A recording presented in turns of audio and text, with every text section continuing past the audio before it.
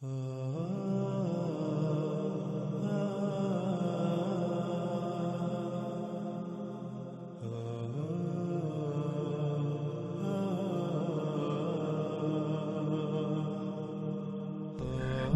میں جب آپ داخل ہوں تو آپ حیران رہ جائیں گے کہ جہاز حقیقتاً نہ صرف ادیر ہے، یعنی ایک ایسی سرنگ ہے جو ہر طرف سے بند ہے، اور وہ سرنگ اندر سے ایک محل کا منظر پیش کرتی ہے، بلکہ وہ سرنگ اندر سے محل کا منظر پیش کرتی ہے۔ جب وہ اس دیر یعنی محل نما ہر طرف سے بند سرنگ میں داخل ہوئے تو انہوں نے جو دیکھا اس کے بارے میں کئی طرح کے الفاظ آئے ہیں، اور وہ سب کے سب اپنی جگہ پر بالکل ٹھیک ہیں۔ اب سب سے پہلے ہم یہ دیکھتے ہیں کہ آج تک ان الفاظ کو کیسے بیان کیا گیا جو اندر موجود انسان کے بارے میں استعمال کیے گئے۔ اس کے لیے پیچھے گزرنے والی تمام روایات میں ان مقامات کو ذہن میں رکھا جائے جہاں جہاں اس کا ذکر ہے، اور جو ان کے تراجم کیے گئے ان کو آپ اپنی آنکھوں سے دیکھ سکتے ہیں کہ انہوں نے آج تک تو تراجم کیے، ان میں کہیں پر یہ لکھا کہ غار میں داخل ہوئے، کہیں پر مندر، کہیں پر گرجا، اور کہیں پر محل کا ترجمہ کیا گیا، اور آگے کہا گیا کہ ایسا دیو قامت لمبا چوڑا بڑا انسان دیکھا جو اس سے پہلے کبھی نہیں دیکھا، اور وہ لوہے کی زنجیروں میں جکڑا ہوا اوپر نیچے اچھل کود کر رہا تھا، اوپر نیچے اچھل رہا تھا۔ ناظرین، لیکن جب ہم عربی متن میں غور کریں تو ان علماء دجال کا اصل چہرہ کھل کر سامنے آ جاتا ہے کہ حقیقت کیا ہے، اور انہوں نے اس کو جان بوجھ کر اس لیے چھپایا تاکہ ان کے اپنے باطل نظریات پر انگلی نہ اٹھے اور لوگ آنکھیں بند کر کے ان کے پیچھے چلتے رہیں۔ ایک طرف یہ اس کو ایک گرجے، محل، مندر یا غار میں لوہے کی زنجیروں میں بہت مضبوطی اور سختی کے ساتھ جکڑتے ہیں، لیکن جب آگے عربی کے الفاظ آتے ہیں ینزو فیما بین السماء والارض، تو ان الفاظ کا ترجمہ کیا کرتے ہیں آپ اپنی آنکھوں سے دیکھ لیجئے۔ سکرین پر آپ کو نظر آ رہا ہے کہ ان الفاظ کا ترجمہ صرف اور صرف یہ کیا اوپر نیچے اچھل کود رہا تھا، یہ ترجمہ کیا گیا۔ لیکن آپ عربی میں دیکھ سکتے ہیں کیا لکھا ہے۔ عربی میں جو الفاظ ہیں ان میں زمین اور آسمان کے الفاظ موجود ہیں۔ ہم عربی کے الفاظ کے ساتھ لفظ با لفظ ترجمہ آپ کے سامنے رکھتے ہیں، اس سے آپ ان علماء دجال کے دجل کا اندازہ لگا سکتے ہیں۔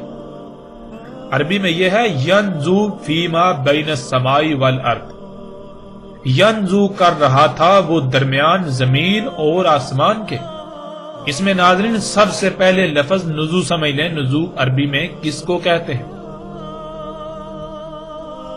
ویسے تو اس کی تفصیل کے ساتھ وضاحت دابا کے موضوع پر آئے گی، لیکن یہاں ہم موثراً اس لفظ کے معنی بیان کرتے ہوئے آگے بڑھتے ہیں۔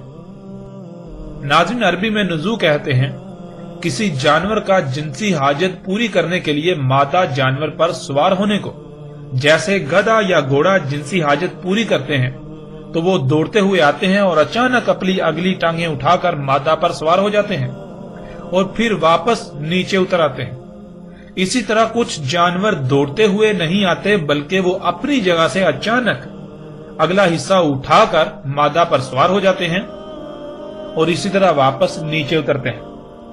وہ نزو کر رہا تھا زمین اور آسمان کے درمیان، یعنی یہ کہ وہ جیسے جانور جنسی حاجت پوری کرنے کے لیے، جیسے کوئی گدھا، گھوڑا، خچر یا کوئی اور جانور جنسی حاجت پورے کرنے کے لیے دوڑتا ہوا آتا ہے اور اچانک اپنی اگلی ٹانگیں اٹھا کر مادہ پر سوار ہو جاتا ہے، یا پھر اپنے ہی مقام سے اچانک اپنی اگلی ٹانگیں اٹھا کر مادہ پر سوار ہو جاتا ہے، بالکل وہ اسی طرح وہ دوڑتا ہوا آتا تھا، ایسے دوڑتا ہوا آتا تھا جیسے کہ کوئی شے پانی پر بہتی ہے، ایسے جیسے کوئی شے بہتی ہوئی آتی ہے۔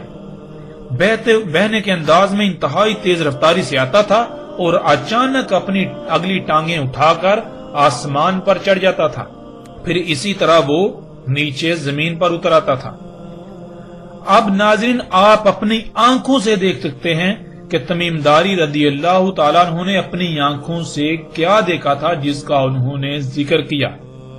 آج آپ اپنی آنکھوں سے دیکھ سکتے ہیں کہ جسے آج جہاز کہا جاتا ہے لیکن محمد رسول اللہ صلی اللہ علیہ وآلہ وسلم نے اسے دابۃ الارض یا دجال کا ہیمار کہا۔ وہ بالکل اسی طرح آسمان اور زمین کے درمیان نزول کرتا ہے، یعنی دوڑتا ہوا آتا ہے اور اچانک اپنی اگلی ٹانگیں اٹھا کر آسمان پر چڑھ جاتا ہے اور اسی طرح واپس زمین پر اتر آتا ہے، اور جسے آج ہیلی کاپٹر کا نام دیا جاتا ہے، جسے رسول اللہ صلی اللہ علیہ وآلہ وسلم نے دابہ کہا، وہ اپنی ہی جگہ سے اچانک اوپر اٹھتا ہے اور آسمان پر چڑھ جاتا ہے اور اسی طرح واپس نیچے اتر آتا ہے، اور سکرین پر آپ تصاویر دیکھ سکتے ہیں۔ ناظرین، جن لوگوں نے یہ مناظر اپنی آنکھوں سے دیکھے ہیں انہیں تو تصاویر دیکھنے کی بھی ضرورت نہیں، اور نہ ہی انہیں اسے سمجھنے میں کوئی مشکل ہو سکتی ہے۔ اب ناظرین اس بات پر غور کریں کہ اگر یہ سب کچھ آج سے 14 صدیاں قبل کے لوگوں کو بتانا مقصود ہوتا تو ان کو کس طرح بتایا جاتا؟ آج یہ جو چیزیں ہیں، یہ جو اشیاء ہیں، یہ جو دجال ہے، اس کا تو وہ تصور بھی نہیں کر سکتے تھے۔ اور پھر لوگوں کے ظاہر بات ان میں اتنی ذہانت نہیں ہوتی کہ ہر ایک جو ہے صحیح اصل بات جو ہے حقیقت جو ہے اسے سمجھنے کی صلاحیت رکھتا ہو۔ جیسے آج آپ موجودہ لوگوں کی مثال بھی لے سکتے ہیں۔ تو ناظرین، اگر آج سے 14 صدیاں قبل آپ کسی کو ان حالات و واقعات، ان معاملات کے بارے میں بتاتے، ان اشیاء کے بارے میں بتاتے، تو آپ کیسے الفاظ استعمال کرتے؟ کیا عربی کے علاوہ دنیا کی کوئی اور زبان ایسی ہے جس کا احاطہ کرتی؟ اب ناظرین، ان علماء دجال کے تراجم کو دیکھیں اور آپ خود فیصلہ کریں کہ ان لوگوں نے علماء کے نام پر دجال ہونے کا ثبوت دیا یا نہیں۔ جب جانور جنسی ملاپ کرتے ہیں تو کیا آپ یہ کہیں گے کہ جانور اچھل کود کر رہے ہیں؟ اکثریت ان لوگوں کو یہی سمجھتے رہی کہ یہ علماء ہیں، لیکن حقیقت کیا نکلی؟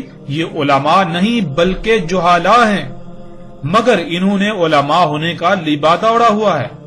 اسی کو تو دجال کہتے ہیں کہ کوئی شے جو اس کی اصل حقیقت نہیں ہے مگر وہ نظر آئے، حقیقت کے برعکس وہ نظر آئے۔ یہ علماء نہیں ہیں، لیکن یہ پوری دنیا کی نظروں میں علماء بنے بیٹھے ہوئے ہیں۔ یہ جہالا علماء کے لبادے میں دجال ہیں۔ اسی طرح وہ تمام انسان جو کائنات کے لیے نقصان دہ تباہ کن اشیاء کو مفید ثابت کرتے ہیں اور مفید بنا کر پیش کرتے ہیں، وہ سب کے سب بھی دجال ہیں۔ ایسے دجال شروع سے آتے رہے اور ساتھ کے قیام تک آتے رہیں گے، لیکن دجال اکبر انسان کی خلق کردہ وہ مخلوقات یعنی ٹیکنالوجی ہے، انسان کی وہ ایجادات ہیں جن کے سبب پچھلی 6 قوموں پر عظیم تباہیاں مسلط ہوئیں اور وہ صفا ہستی سے مٹ گئیں، جس سے ایک بار ذوالقرنین علیہ السلام نے پوری دنیا کو پاک کیا اور جس سے آج زلزلے، سیلاب، طوفان، بیماریاں، تباہیاں اور فساد بپا ہے۔ اور اسی کی وجہ سے 7 عظیم آخری ایسا زلزلہ بھی آئے گا جس سے زمین پر حیات کا خاتمہ ہو جائے گا۔ ناظرین، اب سوال یہ پیدا ہوتا ہے کہ ان لوگوں نے عربی متن میں واضح زمین اور آسمان کے الفاظ ہونے کے باوجود کیوں چھپائے؟ اس کا جواب یہ ہے کہ انہوں نے جب لفظ الدیر کا ترجمہ غار، گرجا یا مندر کر دیا اور پھر اس میں دجال کو ایک انسان بنا کر لوہے کی زنجیروں میں سختی سے جکڑ دیا، تو انہوں نے دیکھا کہ اب اگر یہاں اصل ترجمہ کیا جائے گا تو درجنوں ناقابل حل سوالات پیدا ہوں گے، لاجواب سوالات پیدا ہوں گے کہ جب ایک انسان غار میں لوہے کی زنجیروں میں بہت سختی سے جکڑا ہوا ہے تو پھر وہ دوڑتا ہوا اچانک اپنی اگلی ٹانگیں اٹھا کر، اپنا اگلا حصہ اٹھا کر آسمان پر کیسے چڑھ سکتا ہے؟ پھر وہ واپس نیچے زمین پر کیسے آ سکتا ہے؟ یعنی وہ زمین اور آسمان کے درمیان کیسے نزول کر سکتا ہے؟ اور اگر بالفرض یہ مان بھی لیا جائے تو سوال یہ پیدا ہوتا ہے کہ غار کی چھت کہاں گئی؟ وہ کتنا لمبا غار تھا؟ اگر یہ اصل ترجمہ کر دیتے تو یہ ایسے کسی ایک سوال کا بھی جواب نہ دے پاتے، تو انہوں نے دجل کو اختیار کیا، اور یہی وہ وجہ ہے جو یہ علماء کے نام پر دجالون کذابون دن رات شور مچاتے ہیں کہ خود سے غور و فکر نہیں کرنا، خود سے غور و فکر نہیں کرنا، قرآن میں خود سے غور و فکر نہیں کرنا، بلکہ جیسے سلف صالحین نے سمجھا بس ویسا ہی سمجھنا ہے، اور سلف کے نام پر لوگوں کو اندھوں کی طرح اپنے اور اپنے آباء و اجداد کے پیچھے چلاتے آئے ہیں اور دن رات اسی پر زور لگاتے اور لگا رہے ہیں کہ عقل سے نہیں بلکہ نقل سے کام لو، یعنی خود سے غور و فکر نہیں کرنا ورنہ گمراہ ہو جاؤ گے، بلکہ جو کچھ پہلو نے لکھا، ہمارے آباء و اجداد نے جو تراجم و تفاسیر لکھ دیے انہی پر اکتفا کرنا ہے، آنکھیں بند کر کے اسی پر اکتفا کرنا ہے، اس سے آگے نہیں بڑھنا۔ اب آتے ہیں ناظرین اس طرف کے جو اندر انسان دیکھا اس کے مختلف حلیے بیان کیے، جیسا کہ روایات کے عکس میں آپ سکرین پر دیکھ سکتے ہیں۔ اب ناظرین سب سے پہلی بات تو یہ ہے کہ جب لفظ انسان آیا ان روایات میں تو انہوں نے اس سے مراد فرد واحد لے لیا، حالانکہ یہ بہت بڑا دھوکہ ہے۔ اگر انسان کے معنی ایک فرد واحد کے ہیں تو پھر آپ قرآن کی ان آیات کو دیکھیں، اللہ سبحانہ وتعالیٰ قرآن میں کیا کہتے ہیں۔ سورہ نساء کی آیت نمبر 28، اور خلق کیا انسان کو ضعیف۔ سورہ ابراہیم کی آیت نمبر 34، اس میں کچھ شک نہیں انسان ہے ہی کمی کرنے والا، اور جو نعمتیں اسے دی گئیں انہیں جس مقصد کے لیے دیا گیا ان کے برعکس اپنی خواہشات کے مطابق استعمال کرنے والا۔ سورہ الحجر کی آیت نمبر 26، اور تحقیق کے خلق کیا انسان کو سلسال سے حمائن مسنون سے۔ سورہ الاسراء کی آیت نمبر 11، اور تھا انسان اجرت پسند یعنی کہ جلد باز بے صبرہ۔ پھر سورہ الاسراء کی آیت نمبر 53 میں ہے، اس میں کچھ شک نہیں شیطان تھا انسان کے لیے جو بھی اس کے آس پاس ہر طرف کھلم کھلا موجود ہے دشمن۔ سورہ رحمان کی آیت نمبر 3، خلق کیا انسان۔ سورہ العصر کی آیت نمبر 2، اس میں کچھ شک نہیں انسان ہے ہی خسارے میں۔ اب ناظرین سوال یہ ہے، اور یہ سوال آپ سے بھی ہے اور ان علماء دجال سے بھی ہے، کہ قرآن کے ان تمام مقامات پر لفظ انسان کے فرد واحد کے معنی ثابت کر کے دکھائیں۔ انسان کو سمجھنے کے لیے سب سے پہلے اس لفظ کو سمجھ لیں، قرآن میں اللہ سبحانہ وتعالی نے کسی بھی نبی کو انسان نہیں کہا اور نہ ہی کسی رسول کو انسان کہا، اور قرآن میں اللہ سبحانہ وتعالی نے کہا کہ انسان خسارے میں ہے۔ آخر ایسا کیوں؟ لفظ انسان کا مادہ کیا ہے؟ لفظ انسان کا مادہ ہے نون سین، جس کے معنی ایسے بھول جانے کے ہیں گویا کہ شے کا وجود ہی نہ ہو، اور انسان کہتے ہیں جس کو اس کی حقیقت، اس کا ماضی ایسے بلا دیا گیا جیسے گویا کہ اس کا وجود ہی نہیں۔ مثلا اگر آپ سے پوچھا جائے کہ آپ نے پیدا ہونے سے لے کر 2 سال کی عمر تک یا 3 سال کی عمر تک کیا کیا کیا، تو کیا آپ کو کچھ یاد ہے؟ کیا آپ اس سوال کا جواب دے سکتے ہیں؟ یقیناً نہیں۔ آپ اس وقت کو ایسے بھول چکے جیسے کہ زندگی میں ایسا وقت آیا ہی نہیں، لیکن آپ اس کو جھٹلا نہیں سکتے۔ اس کی وجہ یہ ہے کہ آپ کی آنکھوں کے سامنے بچہ پیدا ہوتا ہے اور اسی طرح پل بڑھ کر بڑا ہوتا ہے، جس سے آپ کو یقین ہے کہ آپ پر بھی ایسا وقت آیا، لیکن آپ بھول چکے ہیں۔ ناظرین بالکل اسی طرح آپ کی حقیقت کیا ہے؟ آپ اس بشری جسم کے ساتھ وجود میں آنے سے پہلے کیا تھے؟ آپ کا اول کیا ہے؟ آپ کا آخر کیا ہے؟ آپ کا ظاہر کیا ہے؟ آپ کا باطن کیا ہے؟ یہ سب بلا دیا گیا، اس وجہ سے انسان کہا جاتا ہے۔ اور قرآن میں اللہ سبحانہ و تعالی نے اسی بلائے ہوئے کو یاد کرنے کے لیے ہی بار بار غور و فکر کرنے کا حکم دیا۔ قرآن میں اللہ سبحانہ و تعالی نے بہت سے مقامات پر ذکر کرنے کا حکم دیا، مگر انہی علماء دجال نے ذکر کا مطلب ورد، وظیفے اور رٹے بنا دیا۔ حالانکہ عربی میں ذکر کہتے ہیں کسی بھولی ہوئی بات یا شے کو یاد کرنا، اور بھولی ہوئی بات کو یاد کرنے کے لیے دل و دماغ پر بوجھ ڈالنا پڑتا ہے، غور و فکر کرنا پڑتا ہے۔ جو لوگ غور و فکر کرتے ہیں وہ ذکر کر لیتے ہیں، یا ان کو جو کچھ بلا دیا گیا وہ یاد آ جاتا ہے، یوں وہ اس پر عمل کر کے انسان نہیں رہتے اور فلاح پانے والوں میں شامل ہو جاتے ہیں، اور جو غور و فکر نہیں کرتے ان کو ذکر یعنی کچھ بھی یاد نہیں ہوتا، اور وہ انسان کے انسان یعنی بھولے ہوئے ہی رہ جاتے ہیں اور خسارے والوں میں سے ہو جاتے ہیں۔ ناظرین جب ایک انسان غور و فکر کرتا ہے تو جو اسے بلا دیا گیا تھا اسے یاد آ جاتا ہے، اور وہ ایک وقت آتا ہے جب اپنی حقیقت کو پا لیتا ہے۔ یوں جب اس پر اپنی حقیقت واضح ہو جاتی ہے تو یہ دنیا کی زندگی اس کے لیے جہنم کی آگ سے بھی سخت ہو جاتی ہے، اور اس زندگی کی کوئی وقت و اہمیت اس کے نزدیک نہیں رہتی۔ اسے علم ہو جاتا ہے کہ یہ جو بشری وجود، یہ جو بشری جسم اس کے پاس ہے، یہ اس کی حقیقت نہیں ہے، یہ تو ایک آزمائشی ٹول بطور امانت دیا گیا، تاکہ یہ خود ہی جان لے کہ آیا اس نے امانت کا حق ادا کیا یا اس میں خیانت کی، اور اس پر حقیقت واضح ہو جائے۔ اس وجہ سے اللہ سبحانہ و تعالیٰ نے اپنے کسی نبی یا رسول کو انسان نہیں کہا بلکہ اس کے برعکس بشر کہا۔ ناظرین، اس کے برعکس جو لوگ غور و فکر نہیں کرتے، جس سے ذکر نہیں ہوتا، یعنی جو انہیں بلا دیا گیا، ان کی حقیقت اس کو نہیں پا لیتے، تو ایسے اسی بشری مادی جسم کو ہی اپنی حقیقت تصور کر کے دنیاوی مال و متاع کے لالچ میں دن بدن آگے بڑھتے چلے جاتے ہیں۔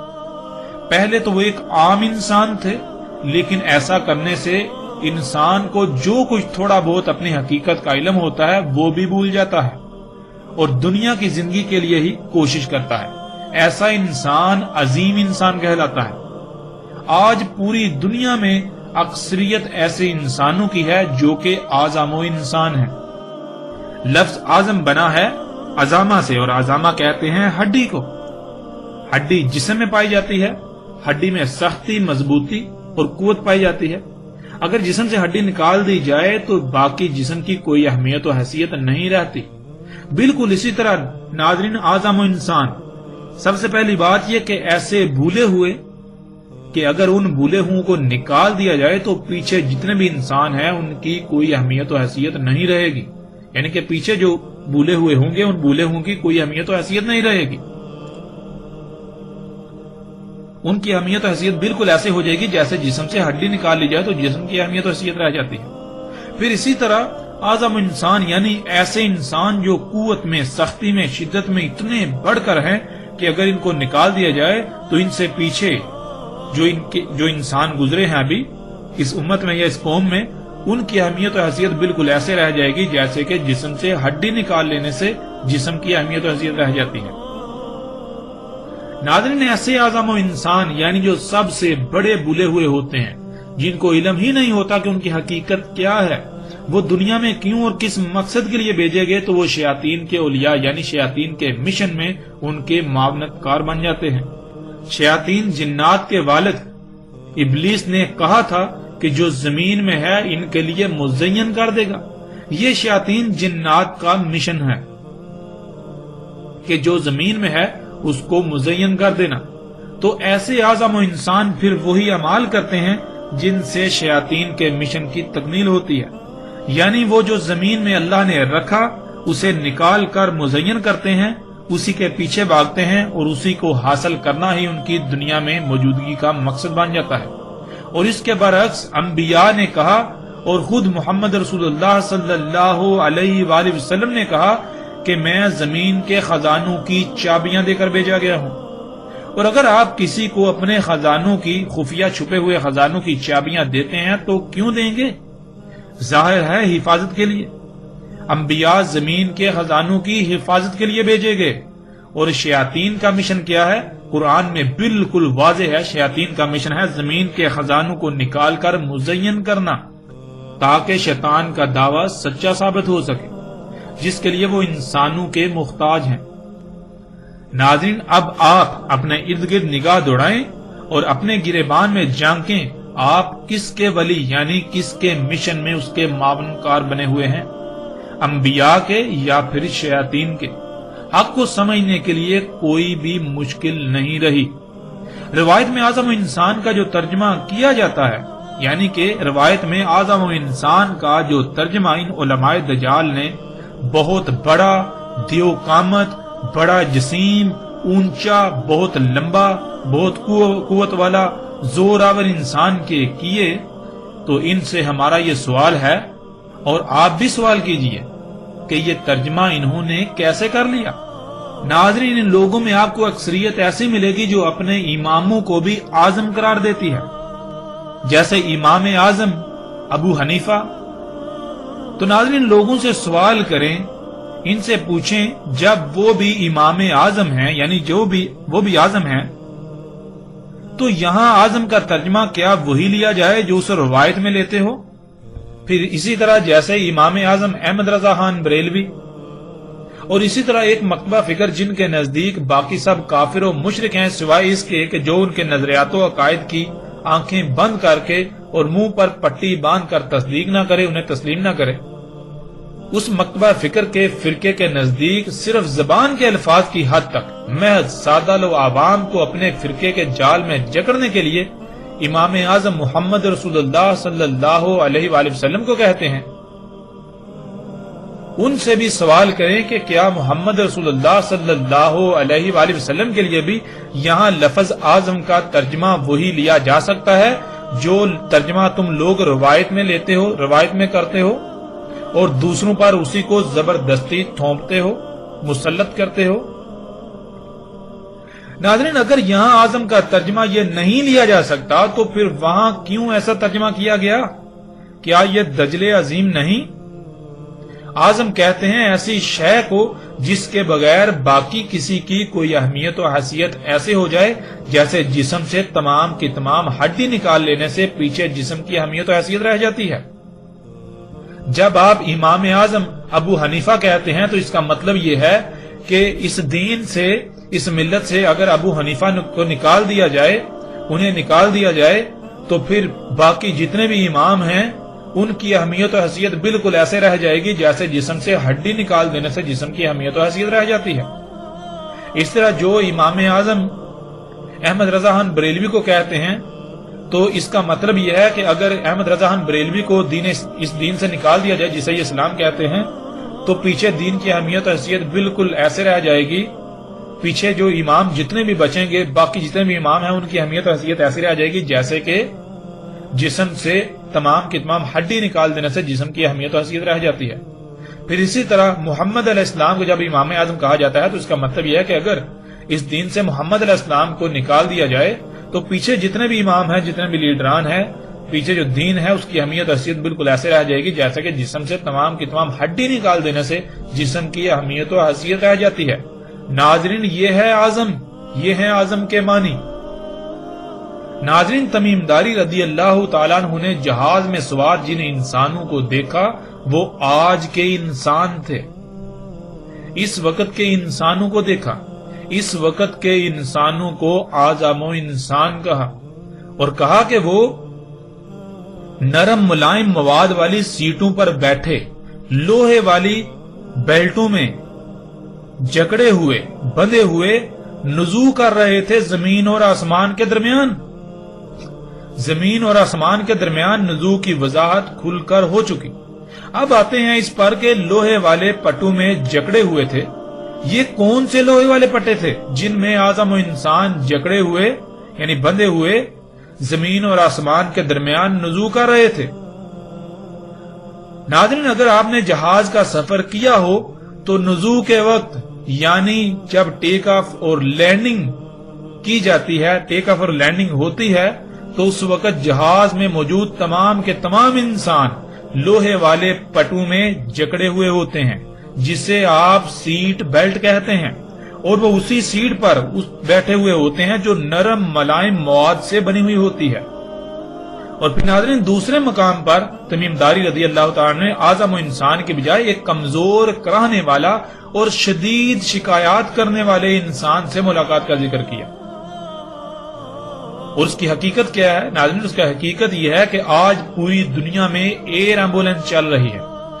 زخموں سے چور بیمار کراہتے ہوئے انسانوں کو اسٹریچر پر بیلٹوں سے جکڑا ہوا ہوتا ہے اور اسی ادیر یعنی ہیلی کاپٹر یا جہاز والی ہر طرف سے بند سرنگ میں ڈال کر سوار کر کے زمین اور آسمان کے درمیان نزول کیا جاتا ہے۔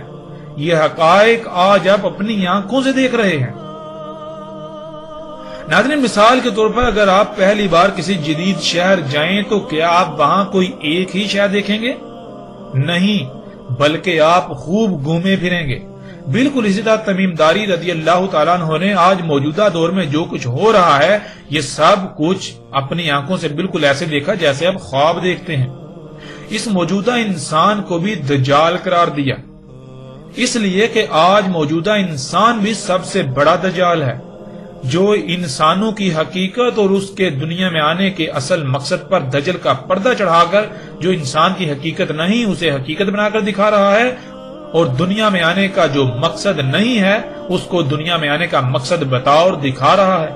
اللہ سبحانہ وتعالی نے پورے قرآن میں بار بار سختی کے ساتھ حیات الدنیا یعنی دنیاوی مال و متاع، دنیاوی زندگی کو ترک کرنے کا حکم دیا، دنیاوی حیات کو، دنیاوی مال و متاع کو اس سے خوب کرنے یعنی اس کی طرف جانے سے سختی سے منع کیا، اس دنیاوی زندگی، دنیاوی مال و متاع کے پیچھے بھاگنے سے روکا۔ لیکن آج یہ انسان ہی ہے جس نے اصل مقصد پر دجل کا پردہ چڑھا کر جس سے اللہ نے روکا اسی کو دنیا میں آنے کا مقصد بنا اور دکھا دیا اور بنا دکھا رہا ہے،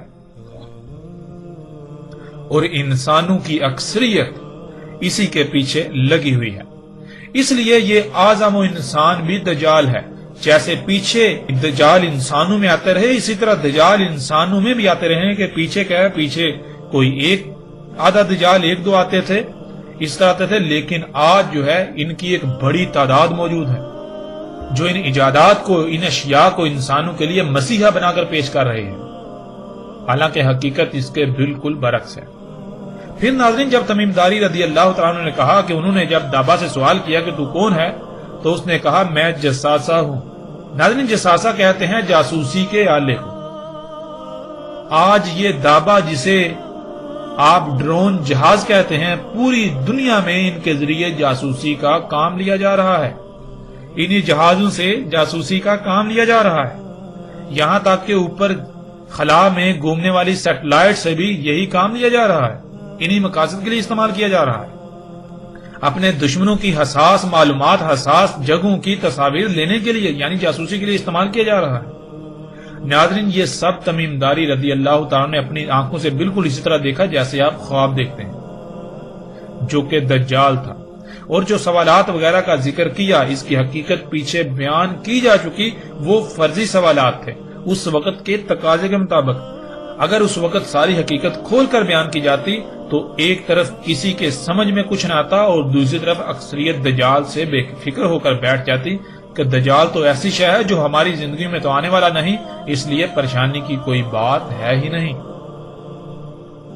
ناظرین الحمدللہ ہم نے اللہ کے فضل سے جتنا مختصر سے مختصر ہو سکتا تھا اور جامع انداز میں ہو سکتا تھا اس واقعے پر بات کی، مزید بات بھی کی جا سکتی ہے اور بہت سارے پہلو ہیں ان پر بھی تفصیل سے بات کی جا سکتی ہے، لیکن وہی بات کہ ہمارا مقصد موضوع کو لمبا کرنا نہیں، ہمارا مقصد ہے حق کو سمجھنا۔ اور بھی بہت سارے سوالات کھڑے کیے جا سکتے ہیں لیکن ان کا فائدہ نہیں ہوگا، اس لیے جو اصل مقصد تھا وہ بالکل کھل کر سامنے آ گیا، کسی بھی لحاظ سے کوئی پریشانی نہیں رہتی۔ اس کے باوجود جو چاہے ایمان لائے، جو چاہے سلف کے نام پر اپنے آباء و اجداد کے پیچھے چلتا رہے، ہمارے ذمے تو صرف اور صرف کھول کھول کر پہنچا دینا تھا، جو الحمدللہ ہم اپنی ذمہ داری اب تک پوری کر چکے۔ الحمدللہ رب العالمین۔